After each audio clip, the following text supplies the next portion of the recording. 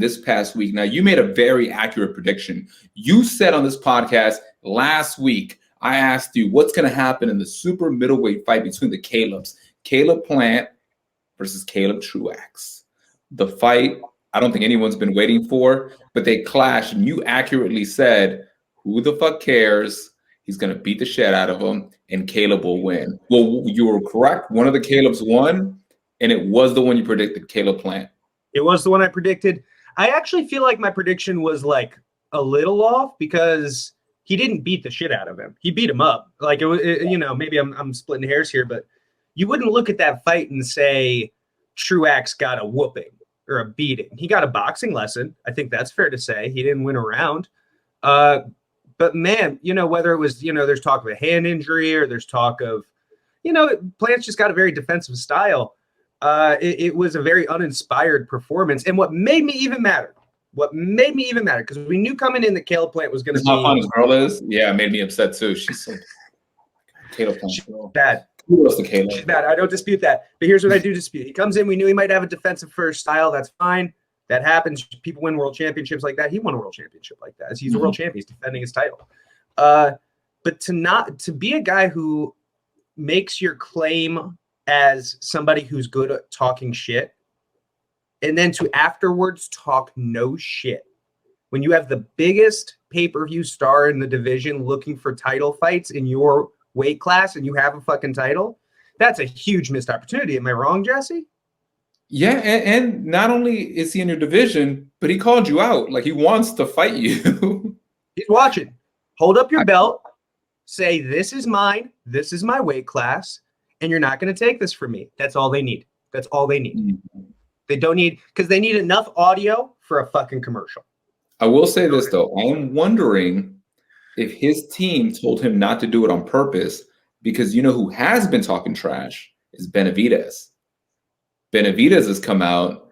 David Benavidez, the former youngest champion in boxing, with one of the sickest combinations that we've ever seen to win the world title, called out Caleb Plant and said, hey, me and you, we got the same promoter. We fight on the same TV channel. Let's make it happen. And he's been loud and trying to make the fight happen. So I think that may have something to do with why he didn't call out Canelo. Would you really want a Benavidez over a Canelo, though? Does that make dollars and cents? Why would you not be chasing the Canelo fight, Jesse? Because he thinks he can beat Benavidez is the thinking, and he probably feels worse about his Canelo chances? I think the layoff that Caleb Plant has had is part of the reason why we got a Caleb Truax fight. I feel like he's trying not to do what Conor did. And I feel like a lot of fighters are going to try to not repeat Conor's mistake of coming after these big layoffs and taking these big fights and then suffering losses. And these people don't have Caleb Plant doesn't have the selling ability of a Conor McGregor, where whether he wins or loses, he can still make money.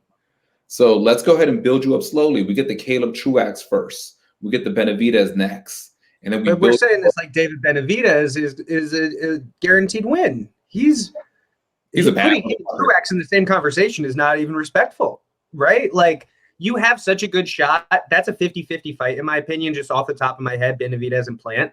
Honestly, maybe 55-45 towards Benavidez, depending on where he's at. So we're going to go into a fight where at best we're at 50-50 odds, and we might fuck up an even bigger payday. Go take your cash, in my opinion. That's a long list for Canelo, though. I mean, he already has the Billy. So this is Canelo's signed fights, or at least scheduled fights so far. So in February, this month, he will be fighting against Abney Yildirim, his mandatory. Then in May, he's fighting against Billy Joe Saunders. And he's got maybe 2 other fights for the year, assuming no injuries. One more. He's going to do one more. He'll do, what's it called? Independence Day on September 15th. Mexican Independence Day, September 15th weekend, whatever that Saturday is. Canelo will box. Man, potentially Caleb Plant. You know what I mean? It could have been. And Caleb Plant. The white Caleb Plant. We could have had it. That'd be great. This girl is so good. She's a great newscaster. She asks all the right questions. She's really good on the microphone. She should come in there like as his Queen Charmel. Like, she should come in there as like his talking piece that comes in quiet.